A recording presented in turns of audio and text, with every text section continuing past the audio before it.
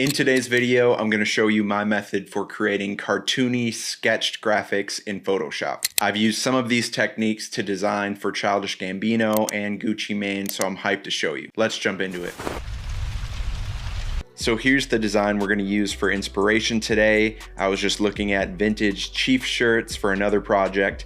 This popped up, thought it was dope and something I've never done before. So this is the graphic that I created based on that. And so we're gonna recreate this. So the first thing we'll do is grab this photo of Patrick Mahomes, jump into Google. I just searched by images larger than 2 megapixels. Thought it was good because it's an action pose similar to the Joe Montana reference. So we'll just right click, copy image, back to our canvas, Command V, we'll paste it in. For starters, we'll just cut out the background. We'll go to Window, Properties, and then I'll just use the remove background feature. It usually works pretty well for sports photos, especially when there's like blurry backgrounds. You can usually get a pretty clean cutout just by doing that. So the first thing I'm gonna do is duplicate this photo a few times because we're gonna use it in a few different ways. So I'll just make sure this layer is highlighted.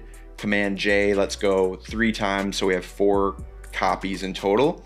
Then I'll just hide these. So the first thing I'll do is make sure this layer thumbnail is selected versus having the layer mask thumbnail selected. So that's important, make sure you're selecting that.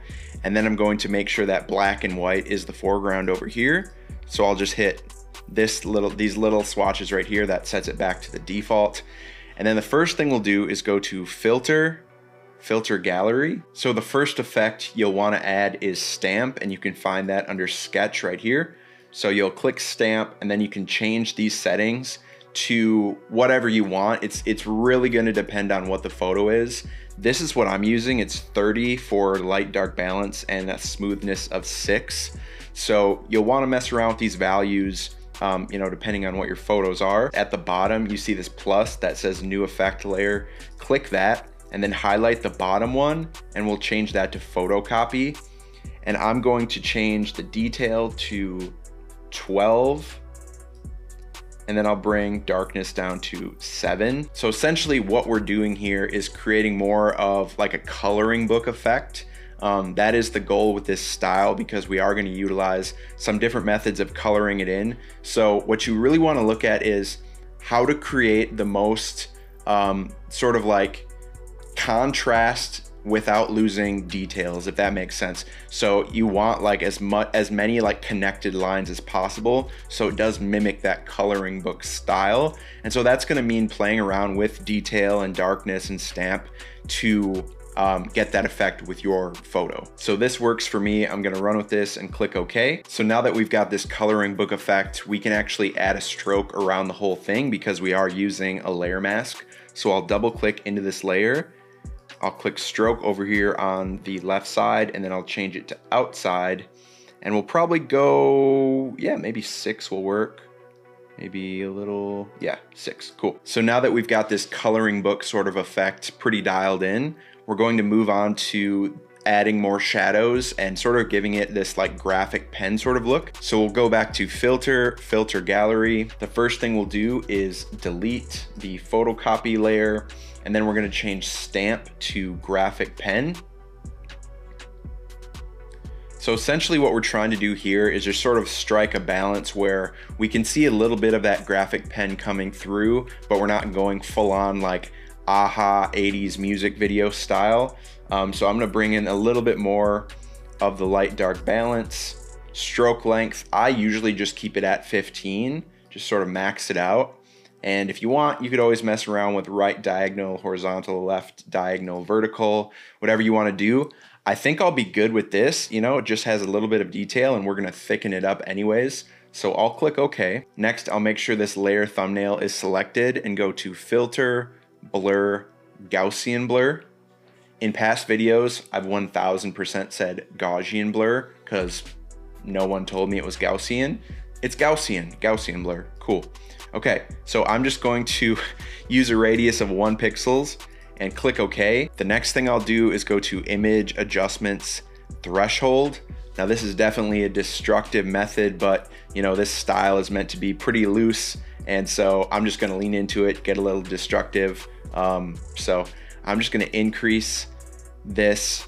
So it just adds in a little bit more detail, thickens up those lines.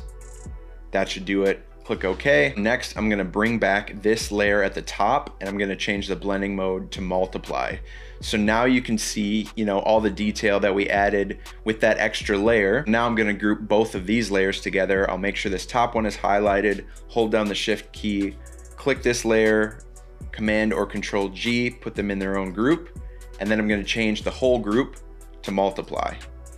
So now when I add back the full color photo, you can see these details that we added in, and they're on their own layer. So here's where things get even more interesting. This is sort of a method that I just created specifically for this video. Before we move on, I have to tell you about the GFXWRLD online community. Our members range from t-shirt designers to clothing brand owners, print shops, everyone from seasoned pros to beginners just getting started. That means you can ask questions and get feedback or advice from industry professionals. You've got a couple options depending on how serious you want to take this. You can join the premium community, which gives you access to exclusive tutorials and design tools, the raw Photoshop design files from all of my new tutorials, as well as weekly calls with me and other designers where you can ask questions and get feedback directly. In the free community, you'll be able to interact with others and get access to a rotating list of freebies. There, you'll also find my 101 course on the basics of t-shirt design in Photoshop. I hope I see you there. Now back to the tutorial. I thought it worked pretty well. You can let me know what you think, but essentially you just highlight this full color image, and then at the bottom of the layers panel, go to posterize, and then you can essentially just adjust this probably just down to 2. And so even like right there, like that's a pretty good like cartoon effect. The next thing I'm gonna do is actually merge these 2 layers together. So we've got our posterized layer and our full color layer, highlight both of them, and then right click, merge layers. So from here, things are gonna start to feel a little bit more like we're painting and less like, we're using different effects and groups and all that. Because we created this posterized effect, it's pretty much down to the pixel. So we can start to pick out some individual colors and changing them to match what we see on the left-hand side. So the first thing I'll do is grab the magic wand tool over here on the left. I'll make sure that tolerance is set to 12, and then anti-alias and contiguous are not checked. And then I'll just go in, highlight this layer, and we'll start with the red, right? Because that's pretty prominent. So I'll click the red in the helmet, and then I see a little bit of pink here too. So I'll click that, and then I'll hit Command J, and that's gonna put a layer of red right here. And then I can change that by double clicking on that layer, checking color overlay, and then I'll change it to this red we see over on the left. So next we'll grab these yellow values, hit Command J. So now we've got the jersey basically locked in. So now what we could do is basically delete all of this yellow and red from his face and his hands here, and then draw in the skin tones, or we could combine these 2 layers and just make that the skin tone. So I'll show you what I mean. Essentially, if we just duplicate these 2 layers, highlight them, Command J, and then merge them together, now I can double click, color overlay, change that to this color, and then now if I just go in and lasso around these, and I'll just be I'm gonna be pretty loose with it, but lasso around these, and go over here, lasso around his hand, lasso around his hand here, and I'm being super loose with this because that is the style we're going for anyways. Now I'm going to right click and select inverse, and then I'll just delete everything else. So now we didn't need to manually paint in really anything with his skin tones.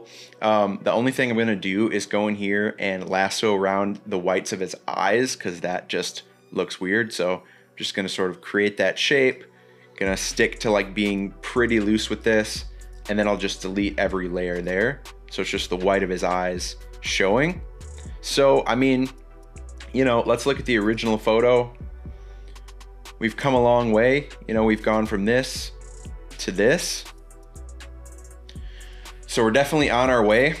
Now, the next thing we need to do is let's color in this football.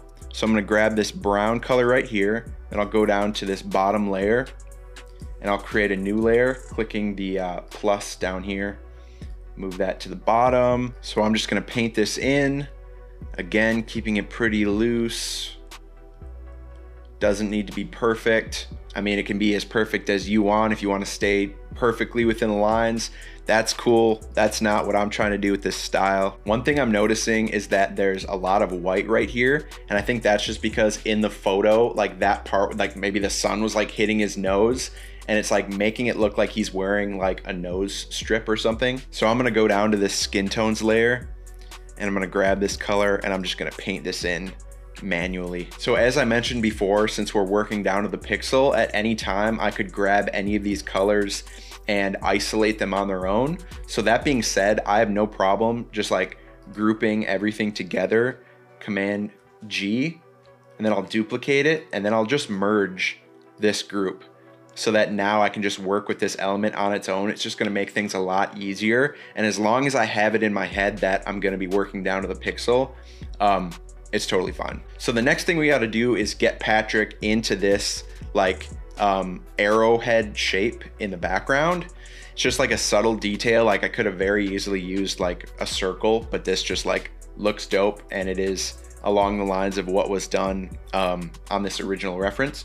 So we're gonna jump back into Google Chrome and I went to brandsoftheworld.com.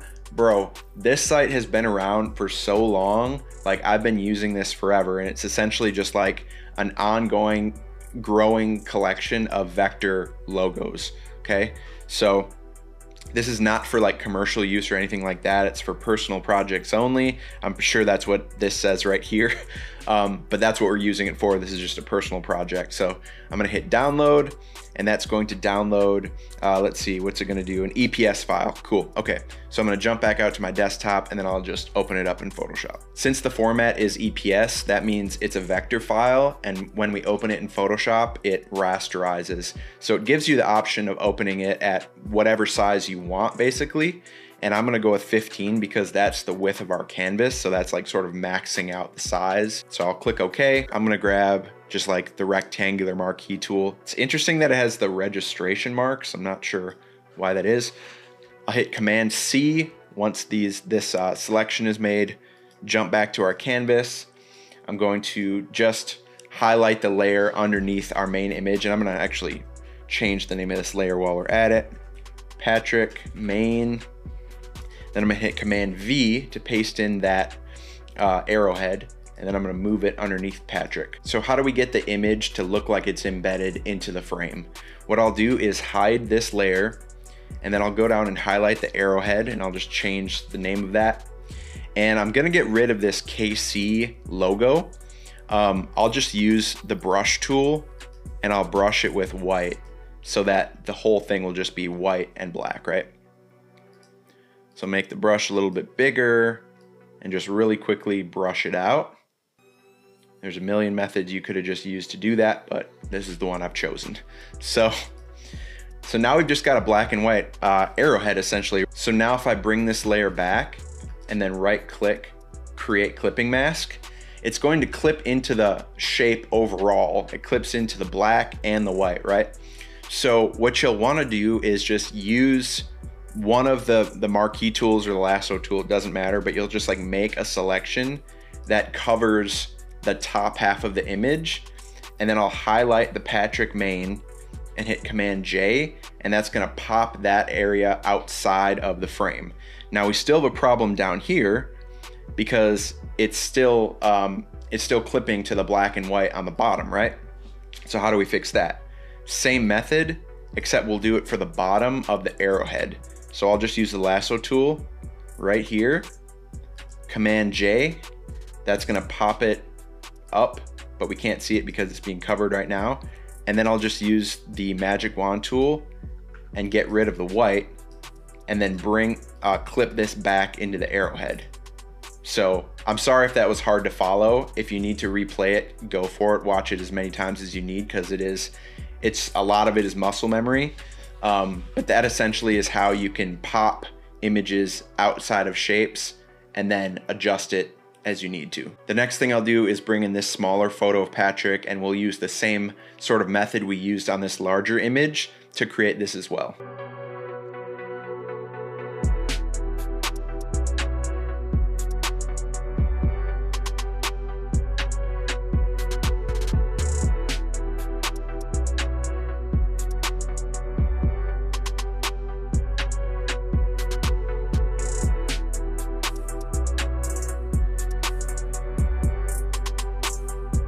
So that should work for the smaller image. I did just notice that the arrowhead is like noticeably a lot larger on the right side. That's just like an oversight on my part. So I'm just going to shrink it down like this and then move it over so it's closer to how it looks on that left side. One other thing I fixed is I noticed that Patrick's teeth were like tan on this left side, and so I fixed that over here on the right. Sorry, Patrick. So let's get all the layers of the little photo into their own group. And so I'll put Patrick, smaller photo, cool. Okay, so now we can move that piece around too.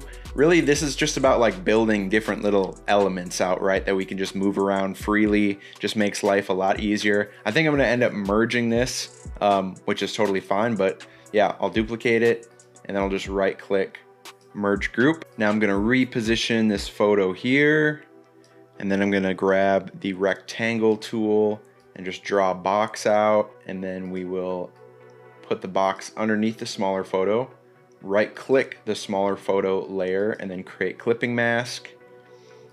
And then I'm going to just grab the top of where his head would be, highlight that layer and Command J, and that's going to throw it outside of it. Now I'm going to add the stroke around the box, and we'll use inside position, 8 pixels, sure. That looks good. I'm gonna select around his elbow too, so we can throw that to the outside. And then I'll just merge these two top layers as sort of like the two things that are popping outside of this box, right? Now I'm going to duplicate this rectangle layer, change the color to red, and then just using the arrow keys and holding down shift, I'm just gonna shift this over. And I'll probably remove the stroke. Do you want to keep it or you want to leave it? I left it off over here, but I kind of like the way it looks actually on this one. So I don't know, cool, I'm gonna keep it. Okay, so let's merge all of the elements again of this smaller photo together. So like, you just gotta keep creating, if you wanna stay organized, at least you gotta keep creating these like groups, right? Patrick, smaller photo, frame, all right? So now I can move this around freely, and we'll bump it down a bit, bump it over. Next, we'll bring in this AFC Championship trophy. This is gonna take a lot less time to do because we're just using blue and not like red and yellow and all this other stuff. We're gonna see how remove background does. It's might be a little bit tricky because parts of this are probably gonna come out of it because it's white in the background, and then like this is just a big chunk of white here. So let's see, remove background. Let's move it up so we can see, yeah. So we lost a big chunk of it. We can just use the brush tool and paint with white and bring back everything on the inside there. So now when we move it, it should be good. So with this trophy, I'm gonna approach the effects and the coloring method a little bit differently. I'm not gonna use like photocopy and graphic pen or even posterize. It just is not needed because there's just not as many details or colors. So the first thing I'm gonna do is just duplicate this layer. Actually, first let's rename it. So rename it trophy, and then duplicate it, hide that bottom layer, and then I'll go to filter, filter gallery, and we're just gonna use stamp. And I'm gonna basically like almost max out the light dark balance. I'm gonna keep the smoothness at 6, and we don't need it to fully connect because we're gonna add that stroke to it. So I'll click OK, and then I'll double click the trophy layer, add that stroke, 6 point on the inside. Actually, should make it on the outside? Yeah, make it on the outside, click OK. And then I'm going to duplicate this bottom original layer again. I'm gonna bring it, actually I'm gonna keep it where it is. And then I'm gonna change this layer, the blending mode, to multiply. And then with this layer, I'm gonna go to image, adjustments, threshold. I'm gonna bring the threshold up so we can start to get, like, we have to look at the black right now as if it's gonna be blue. And so I'm gonna bring that up. I want to keep some of those highlights, click OK, and then I'm going to double click this layer and do a color overlay with screen and that blue color, right? Whoops, that blue color, right? So now we didn't use as much blue in this as we did on the left side, but I like it. I think it looks good. I don't really see a need to redo it. So now we've got the trophy. I'm gonna group all these layers and put trophy, hit Command save to make sure we're always saving as we're going through here. So now what's left to do?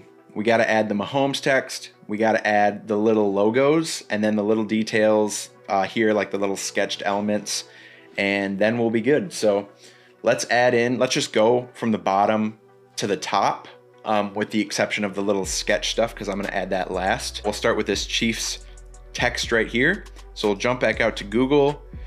I just Googled Chiefs logo, and I couldn't find like a vector version very quickly, to be honest. I'm sure like if I searched long enough I could find one, but this is pretty big. So I'm just gonna bring this into Illustrator and just do like a vector trace, right?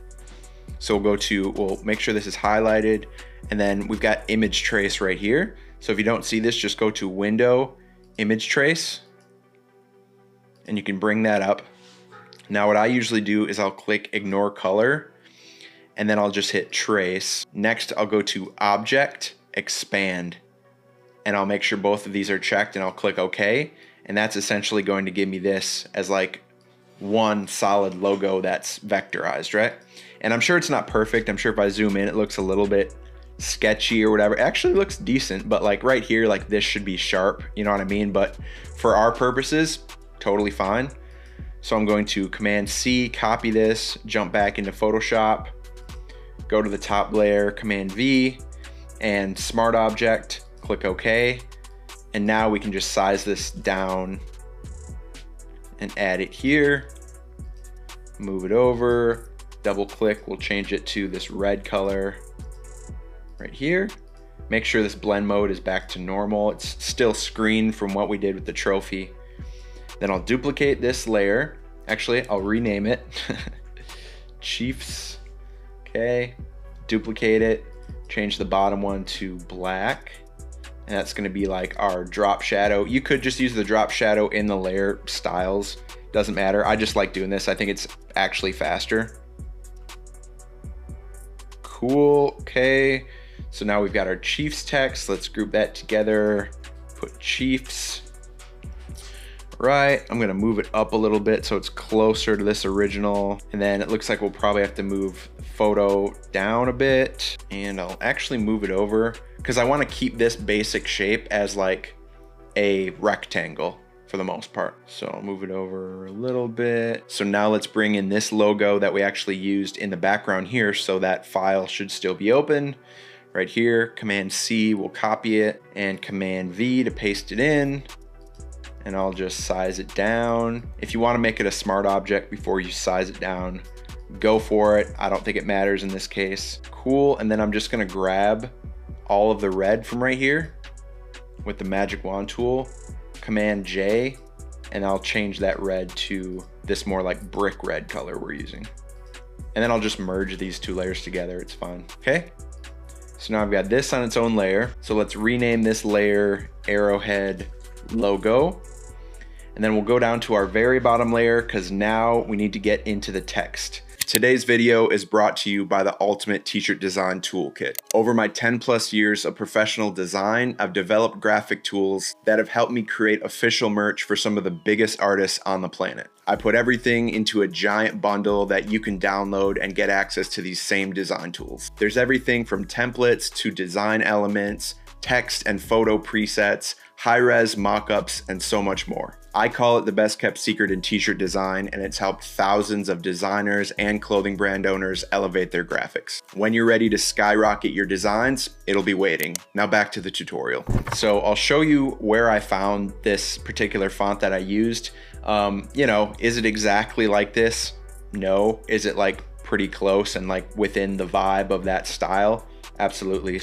I searched under the comic category right here on the left, and literally on the first page, I saw this kids magazine and I thought it was pretty solid. So I downloaded it, and that's what we're using in this graphic. So start by grabbing the horizontal type tool, click in, and I'll just type out an M. The first thing we're gonna worry about is just getting the layer style dialed in for the first letter, and then we'll be able to just like duplicate them one after another and create this text. So we'll double click this letter M, and that's going to bring up the layer styles. And I'm just going to reset to the default list so that we're really starting from scratch here and just build out this style. So the first thing we'll add is a stroke around the outside, and I'll just leave it black so I can see what I'm doing, because we're going to change it to white. So we'll go with 12 pixels. That looks good. Change it to white. Click the plus, and that'll add another stroke, and that is going to be yellow. So we'll change the color right away to this yellow color. Bump it up, and I'm just sort of eyeballing. 32 looks decent. Okay. Add another stroke, and this is going to be black, and we're going to probably keep it close to 32, maybe like 42. We could be mathematical and do 44. Sometimes I try to think like, well, if this is 12 and this is 32, then this should be 44. Like, bro, you're designing like a cartoon Kansas City Chiefs shirt. I don't think like you need to think that deep about it. So 49. All right, that looks good to me. So from here, we have to duplicate out this M and do each letter individually. That's how you can get the overlapping effect here. So I'm just going to hide these effects so that the layer panel doesn't get super long. We'll duplicate the M, and we'll just slide it over. I'm holding down the shift key so that I can slide it over like and keep it aligned. Then I'll change this to A, and you can start tilting stuff like and start sort of shaping the text the way you want it. So I'll tilt this M over a little bit here, bring the A down, maybe to there.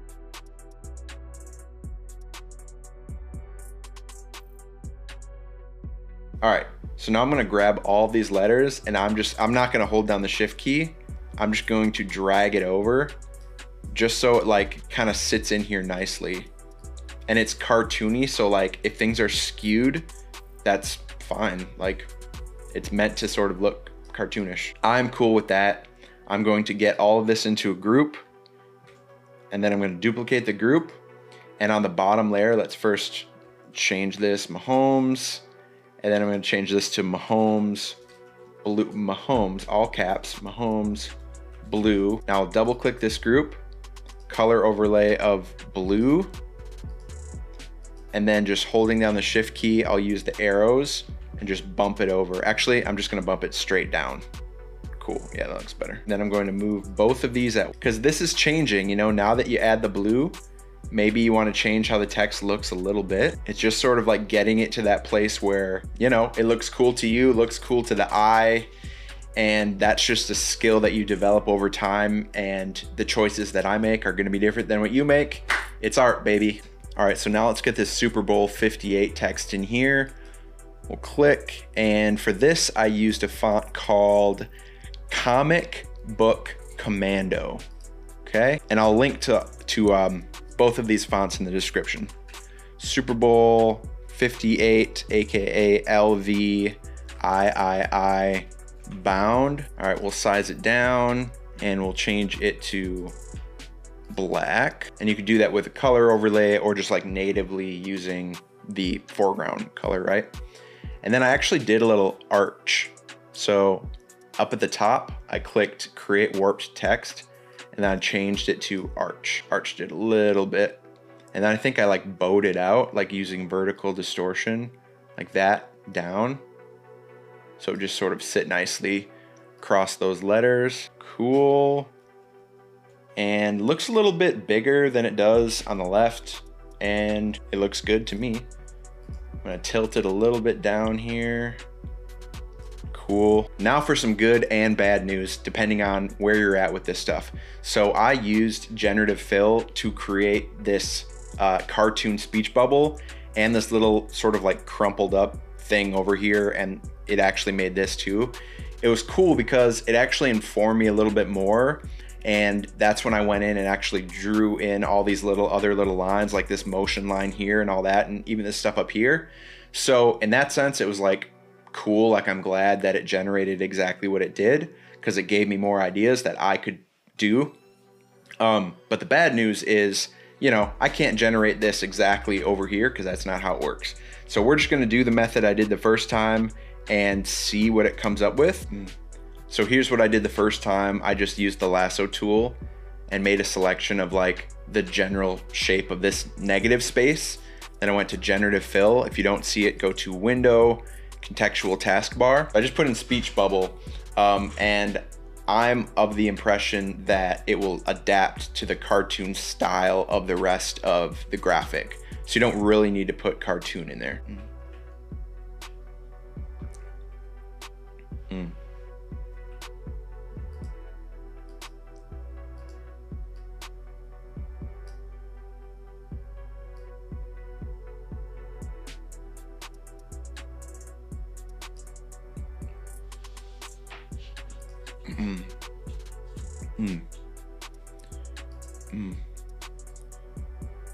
So these results are pretty bad, I'm gonna be honest.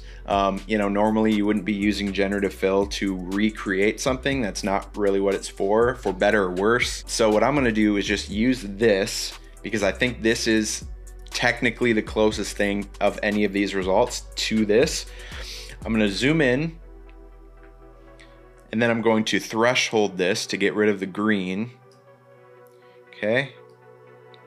And try to like darken it up as much as possible, like not that much. Okay, that's cool. And then I'm just going to right click, rasterize layer. And then I'm gonna right click, convert to smart object. And then I'm just gonna click the black here and hit Command J. So now I've just got like this speech bubble on its own.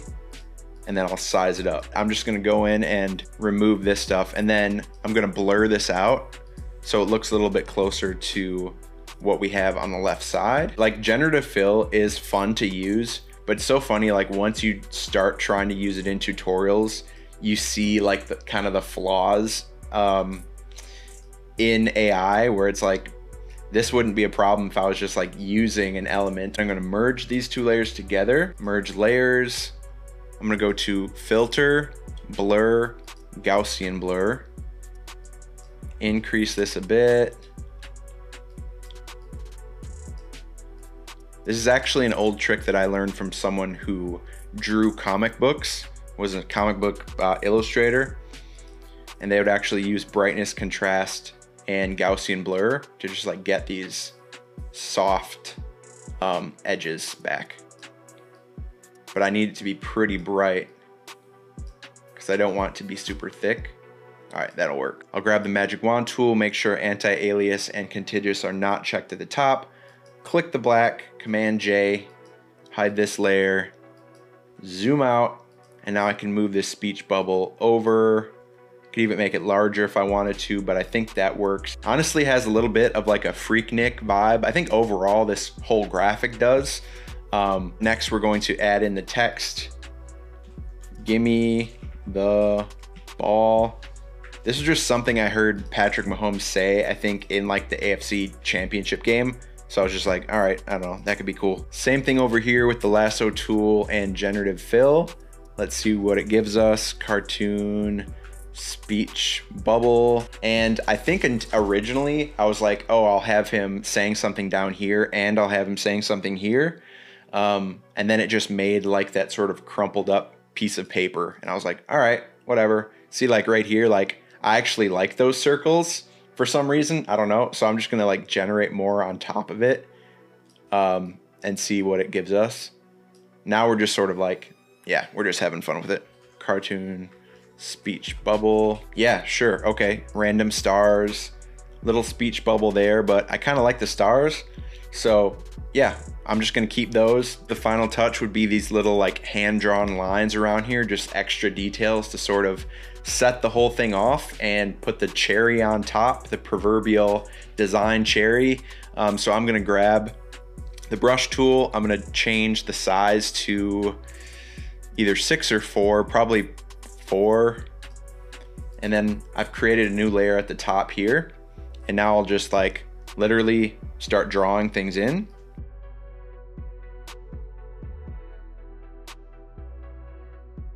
That looks cool. I'm gonna merge all these layers together and then we'll mock it up and see how it looks on a t-shirt. So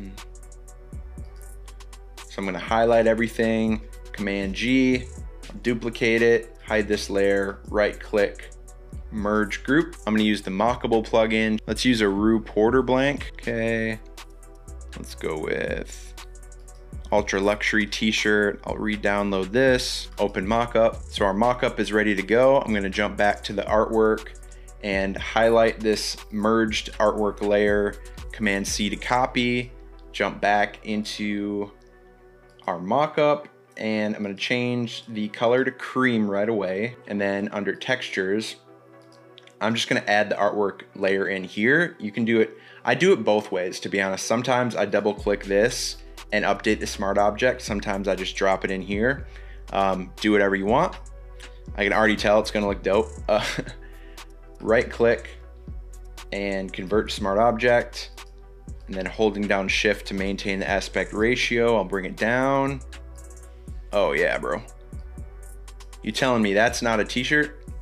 That's a t-shirt. To get rid of this white, you could change the blend mode to multiply, or you could keep it at normal and then double click the layer and then hold down the option key, and we'll use blend if. And so if you click right there, you can split this like stopper, and then you can slide it over, and that gets rid of the white. But if you do it too far, it starts like making the whole thing lighter. We just want to get rid of that initial white part, right? So there we go, 200, close to 200, 201.